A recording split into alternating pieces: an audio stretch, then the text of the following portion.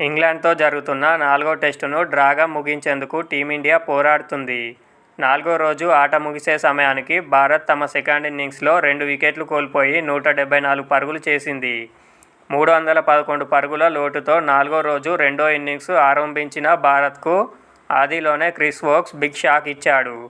ఒకే ఓవర్లో వరుస బంతుల్లో యశస్వీ జైస్వాల్, సాయి సుదర్శన్ను పెవిలియన్కి పంపాడు.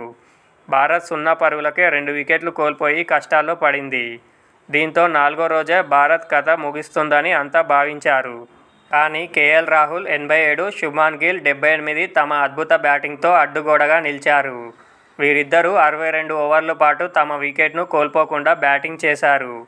ఈ క్రమంలో గిల్-రాహుల్ జోడీ పలు అరుదైన ఘనతలను తమ పేరిట లిఖించుకున్నారు. ఒక టెస్టు మ్యాచ్లో 0 పరుగులకే 2 వికెట్లు కోల్పోయిన తర్వాత థర్డ్ వికెట్కు అత్యధిక భాగస్వామ్యం నెలకొల్పిన జోడీగా గిల్-రాహుల్ వరల్డ్ రికార్డు సృష్టించారు. ఇప్పటి వరకు ఈ రికార్డు దిగ్గజాల మొహందీర్ అమర్నాథ్, గుండప్ప విశ్వనాథ్ పేరిట ఉండేది. 1977లో ఆస్ట్రేలియాపై ఇటువంటి పరిస్థితుల్లో వీరిద్దరూ మూడో వికెట్కు 105 పరుగుల భాగస్వామ్యం నెలకొల్పారు.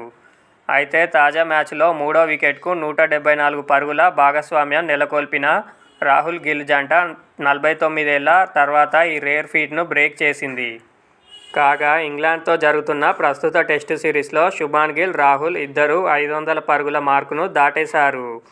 ఈ సిరీస్లో గిల్ ఇప్పటివరకు 697 పరుగులు చేయగా రాహుల్ 508 రన్స్ చేశాడు.